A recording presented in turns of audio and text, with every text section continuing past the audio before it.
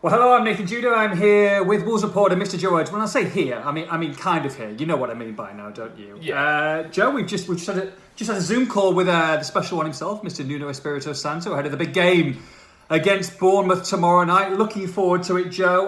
Look, Nuno's in pretty good spirits, of course, as you would be after that excellent performance at London Stadium. Well, let's go straight in with team news. How are we looking ahead of the game? They're looking okay, which is good to hear.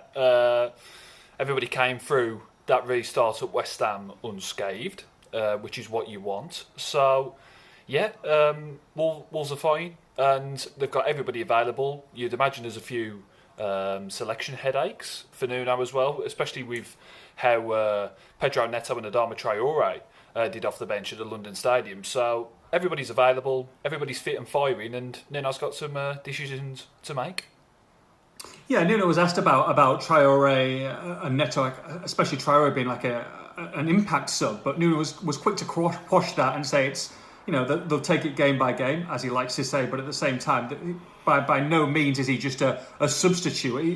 He's far too good for that, and I guess that's one of the decisions he's going to have to make for tomorrow night, is whether to start these two guys from the start, or if it's worked against West Ham, can it work against Bournemouth, who are obviously devoid in confidence at this moment in time? Well, I've got a sneaking suspicion that we could perhaps see both Neto and Traore from the start.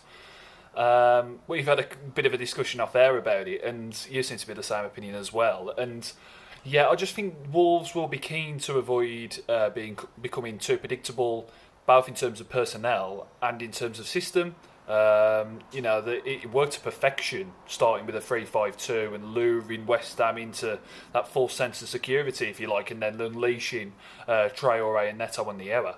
But teams will wise up to that. I know Traore is pretty much, unstoppable, but teams will do their best to cope with that if you carry on doing it. So I think, there is a chance we see Traore and a chance that we see Neto from the off, and then perhaps it's Jota who can come on as an impact sub and then go 3-5-2. Hopefully you've got a couple of goals and then try and just see out the game and hold on to that lead. So we'll see how things go, but I think there is certainly scope for mixing things up. Back at Molineux, Joe, the fans will not be there, of course. We know that. There will be a giant mosaic in the South Bank with a lot of the faces. They've all had a chance to get on that, so it'll be interesting to see some of those. Nuno said that's great, but at the same time, it's by no means can it replicate having 30,000 plus fans screaming, and he understands that. Can you see home advantage being pivotal, or do you think it's very, very neutral going forward from what you've seen this last week? Yeah, I think it is. It's less of an advantage than it was. Obviously, you can safely say that much. But I think Nuno is exactly right when he says the fans are irreplaceable. They've helped him achieve almost impossible things. You look at that comeback against Man City. I think is like a massive example. You're 2-0 down to the reigning champions. The crowd gets on your side, and you win 3-2. Without fans, I think stuff like that is a lot less likely. So I think Wolves, if there's any criticism you can aim at them this season, is that they don't tend to start games particularly well. We all know about their first half record not being so great. So I think, while not worrying about it and losing any sleep over it, I think that'll be something that Nuno and his players are quite keen to rectify, and that they'll want to start sharp and win this game and do it convincingly. He was asked about Traore and the rumours about him maybe going elsewhere in the summer, and he couldn't say he's 100% staying, 1000% staying. But at the same time, you can't with anyone, can you? No, and that's the thing. We all know how Nuno operates. It's game by game, day by day.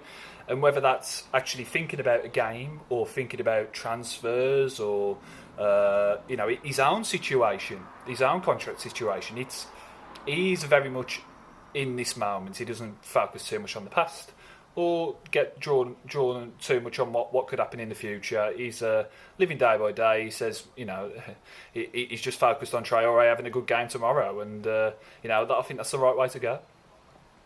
Bournemouth in disarray on the pitch, Joe. A lot of people will see this as easy pickings, but Wolves have been burnt by that before, haven't they?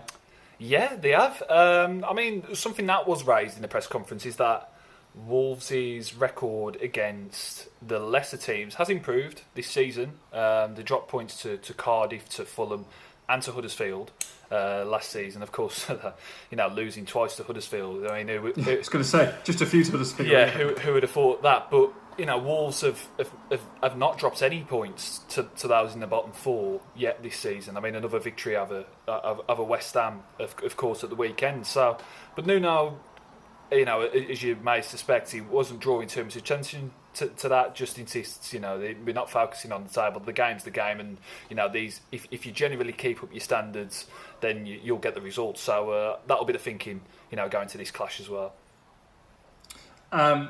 So before we go, we'll both be at Molineux tomorrow night. Joe, can I have a prediction, please?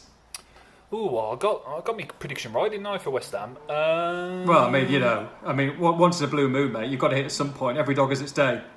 I'm going to go for 1-0 Wolves.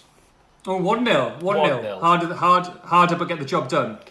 Yeah, looking at how Bournemouth operate, it looks even more defensive than West Ham. I think there might be maybe have to be a little bit patient. I don't think they're going to be very adventurous at all. Mm-hmm. I think Callum Wilson's probably just going to play up top in his own, and then it's a flat midfield five really. So Josh King being ruled out for Bournemouth, do we know yet? I think so. Yeah. Yeah, but Callum Wilson probably going to be leading the line. Brooks on the right. He's not particularly a winger, so yeah, I think they're going to be shutting up shop and just kind of trying to hit Wolves on the counter. So might be a bit of patience needed, but I think Wolves will get the job done in the end. Yeah, 2-0 for me, Joe. And they've got to keep on winning these games if they want to have a chance of Champions League football next season, whether that be 4th or 5th. They want to be aiming for 4th. They don't want to leave anything to chance. And if you can get a win here, set yourself up in flying going into Villa Park on Saturday. That's the perfect way to go into it. Exactly. They're very winnable games. We know if Wolves are on their mettle, they will win these games. So fingers crossed they'll do so, and then go into Villa in fine spirits and looking to make it 3 from 3. But before we get to that, of course, as Nuno would say, it's game by game. Bournemouth is the most important, and hopefully Wolves do the business. Fantastic, Joe. Myself and Joe will be at Molineux tomorrow night for all the build-up on this one. Make sure you log on to expressthestar.com.